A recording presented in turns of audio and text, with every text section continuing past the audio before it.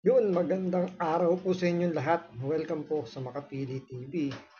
Dahil po sa SONA ni Pangulong Bongbong Marcos, doon nagsimula ang kanyang kalbaryo sa nangyayaring issue po sa kapalpakan ng flood control project.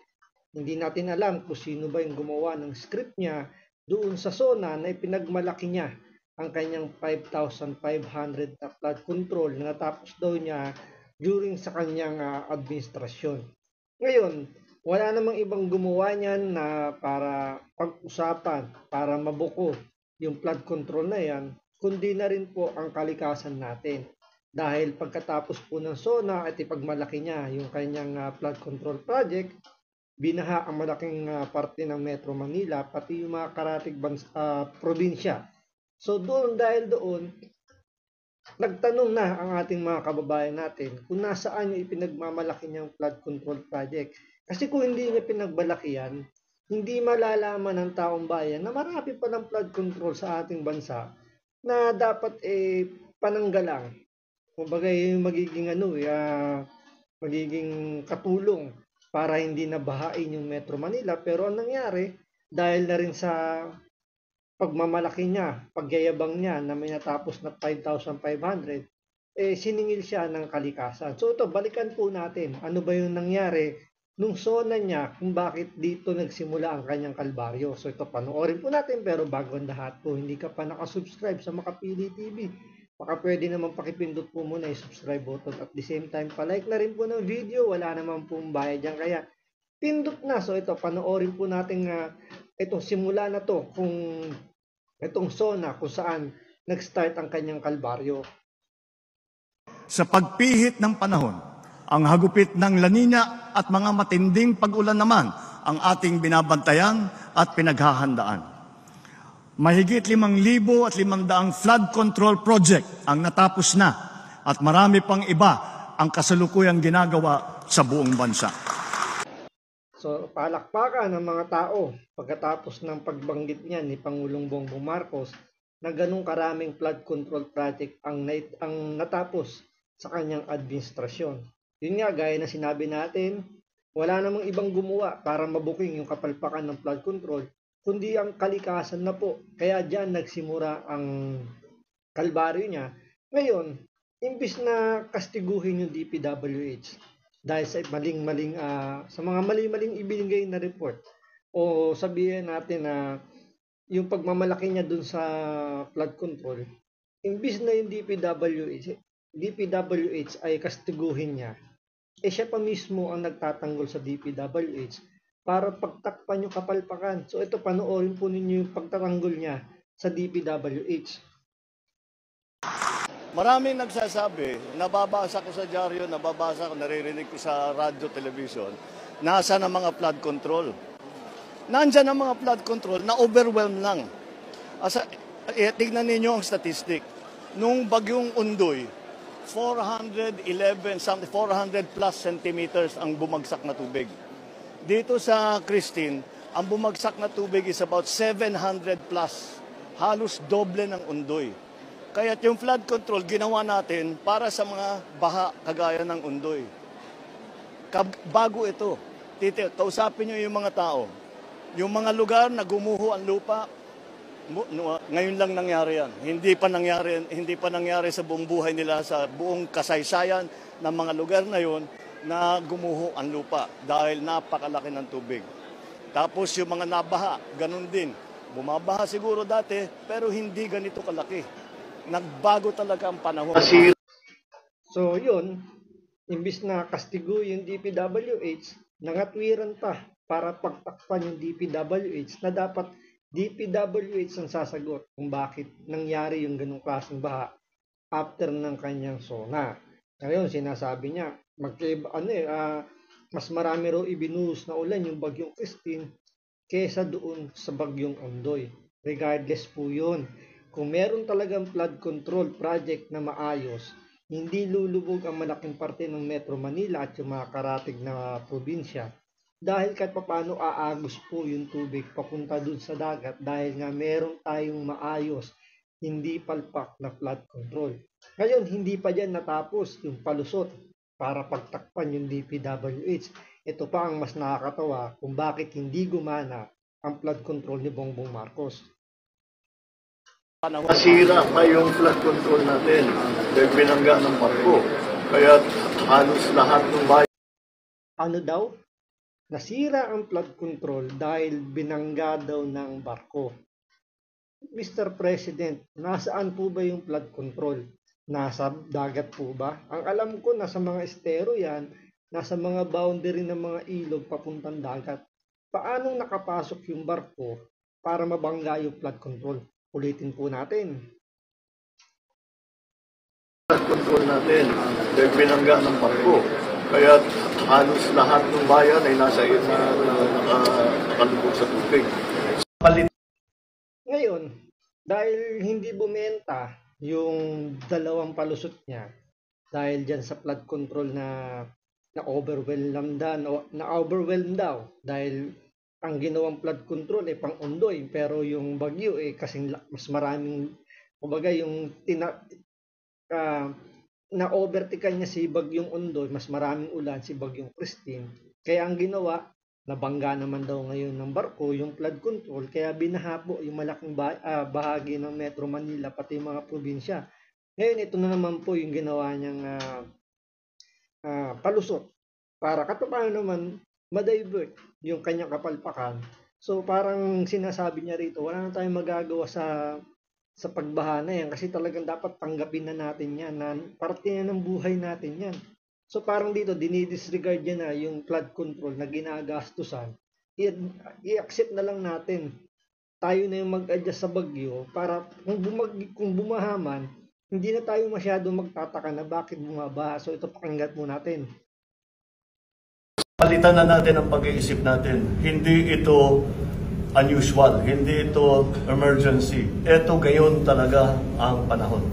At mangyayari ito, sinasabi, ang estimate daw sa bagyo dito para sa Pilipinas sa taong ito, 12 to 15 na bagyo.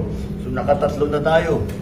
So to be conservative, ibig sabihin, 1 dosena pa ito na dadating. Kaya huwag na nating isipin na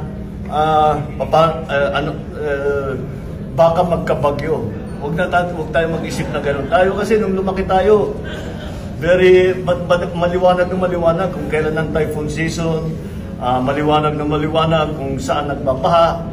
Ngayon, hindi na gano'n. Kaya nagbago lahat. And we have to see na pag huwag na natin sasabihin baka magkabagyo, paano na pagdating ng bagyo dahil darating at darating yan. That is the fact of climate change. And yung bagyo, alam naman ng Pilipino yan, talagang taon-taon may bagyo. Pero yung baha, kayang iwasan. Yung bagyo, hindi talaga may iwasan dahil hindi naman kontrolado natin yan. Pero yung baha, kayang maibsan yan, kayang maiwasan yan kung merong maayos tayong flood control na ipinagmalaki mo na 5,500. Kung yan ay hindi nakurap, hindi yan naibulsa, ginawa ng tama, hindi po tayo hahantong sa gantong sitwasyon na umihilang yung palaka, halos hindi na madaanan yung kalsada. So parang lumalabas nga rito, suko na yung Pangulo natin sa problemang baha at dapat tayo na mismo yung mag-adjust. Huwag na tayo magtaka kung biglang babaha pag umulan kasi parte na ng buhay natin yan. So parang sinasabi niya rito, huwag nyo nang hanapin yung budget na ginagastusan ng gobyerno sa flood control. Tanggapin na lang natin yung baha kasi talagang nandyan na yan. Kasabay yan ng bagyo. So mag-ano na tayo na mismo yung mag-adjust. Parang yun ang gustong sabihin ni Pangulong Bongbong Marcos. Pero hindi pa natapos dyan. Meron palang magandang plano ang ating gobyerno kung paano pakikinabangan yung baha. Diba? Instead nga naman na maging liability, kumbaga yan, imbis na maging problema yung baha, gawin nating solusyon yung baha para sa kinakaharap na problema ng ating bansa. So ito, panoorin uli natin. Meron po tayong ginagawa at meron po tayong magagawa. Imbis na bumaha tuwing tag-ulan, ang gagawin natin ay iipunin natin ang tubig para mapakinabangan sa panahon ng tagtuyot. So yan po yung pinakamagandang solusyon ng ating Pangulo sa problema natin sa baha.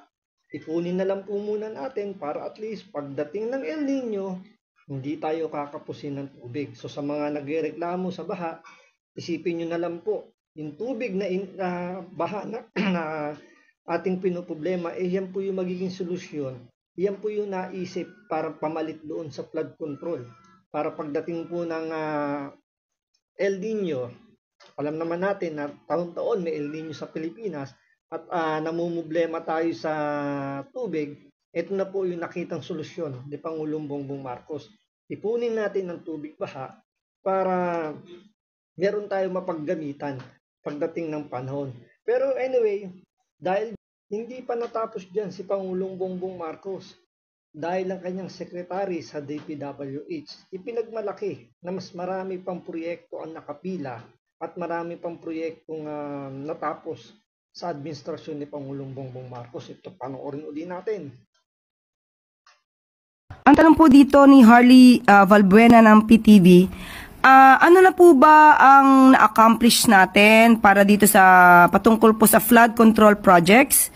Kung may nagawa, may ginagawa pa, may mga kinukumpuni, at kung ano po ang naidulot ng mga flood control projects natin para mas mabilis na mag-subside yung tubig po. Yes, I think that's a good point. Actually, mula po nung nagsimula po tayo dito, nung mid of July of 2022 hanggang itong May of 2025, ako'y may report ko po na lahat ng flood control projects all over the country, we have already completed, I think, 9,856 flood control projects. So yun, pinagmalaki pa ni Secretary Bunoan sa panahon po ni Pangulong Bongbong Marcos, almost 9,800 project na flood control project ang natapos na nila. Ilan kaya dyan ang totoong napakinabangan? Ilan kaya dyan yung kalahati lang ginawa? Ilan kaya dyan yung ghost project? Yan ang alamin natin. Pero anyway, sa dami ng flood control na natapos sa panahon ni Pangulong Bongbong Marcos, hindi pa natatapos yung kanyang termino pero umabot na sa 9,800 project. So gaano kaya kalaki na yung kinita ng mga contractor at yung mga kontratista mismo sa flood control ng gobyerno natin na ginagastosan ng almost 1.3 billion pesos. So tuloy po natin. Control projects that have given immediate relief, especially sa mga low-lying areas all over the country po. At sa kasalukuyan, meron pa rin tayong ongoing na mga projects na about 5,700 mula. Yun, meron pa silang ongoing 5,700 flood control project.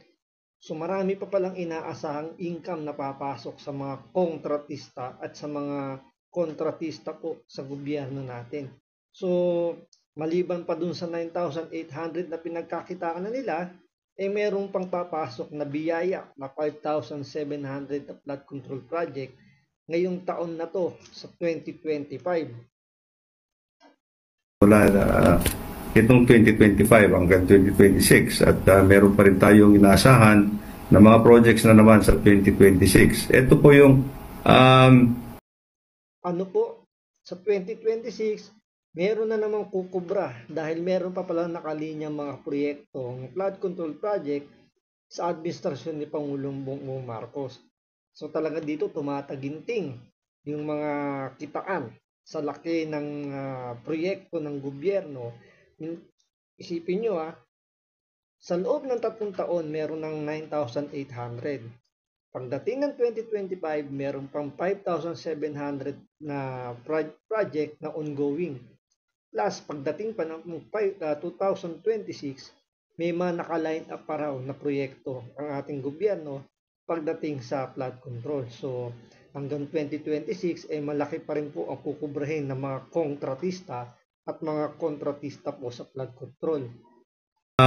This is a combination po yung mga minor flood control projects at saka yung mga malalaking projects in the 18 major river basins of the country. And I think there has been significant relief na naidulot na po itong nagawa natin ng mga flood control projects, especially in the low-lying areas po. Makailan lamang? Ngayon, eto na. Dahil nga nagkakabukingan na, dahil nga hinahanap na ng taong bayan yung flood control ni Pangulong Bongbong Marcos, dahil ito yung nagiging panakip na niya kung sakasakali, dahil nga inaabangan niya na nababaha uli at hahanapin na naman sa kanya yung flood control. Ngayon naggalit-galitan na si Pangulong Bongbong Marcos, at ito ang mga sinabi niya nung nagsona siya sa harap ng mga kontratista na kumikita sa flood control. Lamang, nag-inspeksyon ako sa naging epekto ng habagat ng bagyong Krising, Dante at Emong.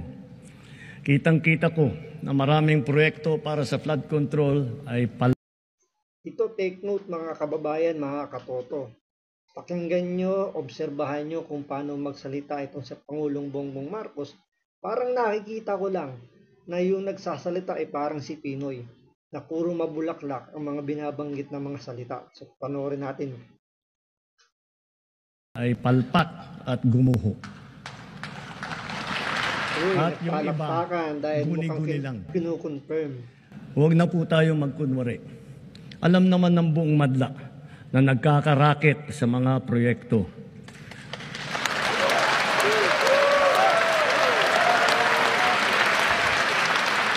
Palakpakan, yung matitigas sa mukha. Mga initiative, errata, SOP, for the boys.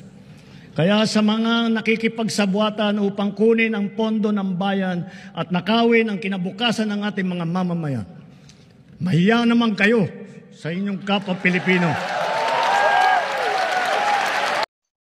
Nagpalakpakan ang mga congressman. Ito ba pagkumpirma na totoo yung sinasabi ni Pangulong Bongbong Marcos sabay ngiwi ng panga? Tingnan nyo yung panga. Diba? Nagpalakpakan. Sinabi ni Pangulong Bongbong Marcos, palpak ang flood control. Nagpalakpakan. So confirmation yun na talagang palpak ang flood control. Ngayon, nung sinabi niyang mahiya naman kayo, nagpalakpakan uli ang mga kontratista. Nakala mo hindi sila yung pinariringgan dito ni Pangulong Bongbong Marcos. Kaya nga dito, bakit ba nangyayari ito kay Pangulong Bongbong Marcos? Ito, panoorin nyo si Katunying kung bakit nasabi natin na naging garapalan ang korupsyon sa pamumuno ni Pangulong Bongbong Marcos. Kung ito ba'y may katotohanan. Dahil nga hindi mo pwedeng hindi isipin. Dahil nga sa dami ng flood control na binanggit niya, bakit ganun ang nangyayari sa baha natin? So ito, panoorin po ninyo si Katunying kung kumbaga ito ba'y pagpapatotoo na talagang naging garapal ang korupsyon sa panahon ni Pangulong Bongbong Marcos. Ito po siya. Ang tanong, ako ba ay naniniwala na garapal ang katiwalian sa pamahalaan sa ilalim ng kasalukuyang administrasyon? I-quote niyo po ako dito. Ako ay naniniwala na garapal ang katiwalian sa pamahalaan sa ilalim ni Pangulong Bongbong Marcos ngayon. Agree ba kayo na garapalan ang korupsyon sa panahon ng administrasyon ni Pangulong Bongbong Marcos? Ako, naniniwala ako kay Katunying. Ito, malapit to kay Bongbong Marcos. Malapit to kay Lisa Marcos. Sila lang yung talaga nakakapag-interview ng one-on-one sa First Family. Siya mismo, aminado siya, garapalan ang korupsyon sa bansa natin under BBM.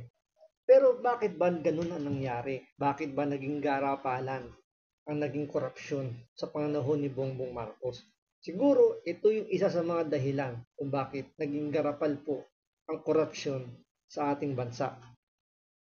Kontra sa korupsyon, yan po ang mandato ng Presidential Anti-Corruption Commission or PACC. Kaya si Greco Belhica na dating namuno sa ahensya nagulat sa desisyon ni Pangulong Bongbong Marcos na buwagin ito. Nasa front ng balitang yan si Maricel Halili. Sa bisa ng Executive Order No. 1 ni Pangulong Bongbong Marcos, binuwag niya ang Presidential Anti-Corruption Commission o PACC. Ang komisyon yan ay binuo ni dating Pangulong Rodrigo Duterte para tiyaking mapapanagot ang mga opisyal ng gobyerno na sangkot sa korupsyon. Katunayan, mula ng matatagang PACC, mahigit 13,000 kaso ng korupsyon ang naimbestigahan. Isipin nyo Executive Order No. 1, buwagin ang Presidential Anti-Corruption Commission. Ano ba ang trabaho ng Presidential Anti-Crime Commission na tinayo ni Pangulong Bongbong Marcos? Ito'y parang safeguard, panibagong security na tutulong para habulin, tingnan kung may korupsyon yung mga proyekto. So makikita nyo naman, may resibo po ang PACC nung panahon ni Pangulong Duterte. At yan na may ina-announce niya. Every time meron siyang talk to the people. So makikita natin na meron talagang nagiging trabaho, merong outcome yung ahensyang itinayo ni Pangulong Pangulong Duterte. Pero ang tanong, bakit niya binuwag yung PACC? Kaya naging ganyang kagarapal ang korupsyon dahil nawala na yung tinik sa lalamunan ng mga kongresista, ng mga mambabatas natin na kumikikbak sa flood control, kumikikbak sa Bureau of Custom. Yung dalawang yan kasi pinakamalaking corrupt na ahensya ng gobyerno natin. Pero dito natabunan na yung Bureau of Custom at lahat napunta sa DPWH sa flood control. Ngayon, ito ba yung dahilan kung bakit nasabi ito ni Katong? Ang tanong, ako ba ay naniniwala na garapal ang katiwalian sa pamahalaan sa ilalim ng kasalukuyang administrasyon? I-quote niyo po ako dito. Ako ay naniniwala na garapal ang katiwalian sa pamahalaan sa ilalim ni Pangulong Bongbong Marcos ngayon. Ako rin, I agree. Naniniwala ako garapalan talaga ang naging korupsyon sa panahon ni Pangulong Bongbong Marcos. At yan ay kitang-kita sa mga pinatatayong flood controls sa buong Pilipinas. 154 ang isinampang kaso sa hukuman, 24 na ikulong at mahigit 800 ang nasibak. Kaya naman nagulat ang dating PACC chairman na si Greco Belhica sa desisyon ni PBBM na buwagin ang komisyon. Kaya ngayon dito, naggalit-galitan na si Pangulong Bongbong Marcos. Hindi niya naisip, nakakagawan din naman niya yung problema na yan. Unang-una, kung hindi niya binuwag yung PACC, kahit man lang sana pinalitan na lang niya ng pangalan niya ng Bagong Pilipinas Anti-Corruption Commission. Pinagpatuloy niya, sana hindi ganyan umabot yung skandalo ng flood control na siya mismo ang namumblema ngayon. Yung mga congressman, yung mga mambatas, pakuya-kuya-kuy lang, kumikita, tapos itong Pangulo natin ngayon nagpupumaho na solusyonan yung problema, siya rin naman ang may gawa. So ito, panoorin natin kung paano maggalit-galitan si Bongbong Marcos. Ay, nako. Talaga naman. Thank you. Disappointed, sir? Yes. Disappointed? Extremely. Well, more than disappointed. I'm actually... Wait lang mga media, umayos kayo ng pila dahil magagalit na po ang Presidente Bongbong Marcos. Tingnan nyo kung paano siya maggalit-galitan dito. I'm getting very angry. It's what's happening here. Ang tanong. Ako ba ay naniniwala na garapal ang katiwalian sa pamahalaan sa ilalim ng kasalukuyang administrasyon? I-quote niyo po ako dito. Ako ay naniniwala na garapal ang katiwalian sa pamahalaan sa ilalim ni Pangulong Bongbong Marcos ngayon. Paano naman? Wala talaga. 220 meters, 55 billion. Completed ang record ng Public Works. Walang ginawa, kahit isang araw hindi nagtrabaho, wala. Wala kang makita, puntahan ninyo, wala kayong makita kahit na ano. Tuloy-tuloy ang pagbaha doon sa kabila. So, yes. Sir? If if all of these projects were properly executed and implemented, ang laki nang nawala na problema sana sa atin at sa mga taong bayan. At saka E di sana naisip mo na yan, Pangulong Bongbong Marcos, nung tinanggal mo yung Presidential Anti-Corruption Commission. Dahil sa kalokohan mo, dahil sa kagagawan mo, yan ang nangyari, umabuso, naging garapalan yung corruption sa yung administrasyon. Tapos kinukonsinti mo pa yung mga nakapalibot sa iyo, unang-una, yung DPWH. Kung sa simula pa lang kinastigo mo na doon sa 5,500 na flood control na iniyabang mo, edi sana hindi na umabot sa ganyan. 'Di ba? Kung hindi mo sana iniyabang yung 5,500, hindi mabubuo yung flood control project na puro palpak, puro ghost project na pinagkakitaan ng mga nakapaligid sa iyo, lalong-lalo na ng mga mambabatas. At isa pa doon, pinakamalaking problema mo ay yung pinsan mo na hindi mo kayang taluhin. Hindi natin alam kung ano bang hawak niya at parang takot na takot ka na banggain ang mga mambabatas dito. Kaya nga nakakatakot dito, ang madidiin lang sa tingin natin dito, ang magiging sacred cow dito ay yung mga kontratista. Dahil itong mga congressman na, hindi lang siguro congressman, mga mambabatas, official ng gobyerno, ito ay malilinis trumabaho. Wala yang pinirmahan, wala kang makikitang traces na meron silang kinalaman. Although magkakaroon talaga ng ng parang chain reaction, 'di ba? Parang alam naman natin kasi nasa Kongreso nagsisimula yung pag-aalat ng budget. So marami nagsasabi rin na mga congressman yung nag-re-request ng mga proyekto, sila rin yung namimili ng kontratista.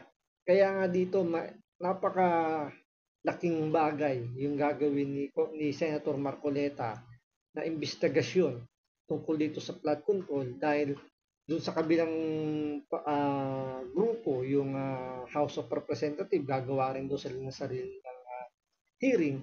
Yan yung magiging magandang ipagbangga kung magtutugma ba yung resulta ng hearing ng Senado at ng Kongreso. Yan po yung pakakaabangan po natin. So maraming salamat sa panood. Ingat po kayo lagi. God bless.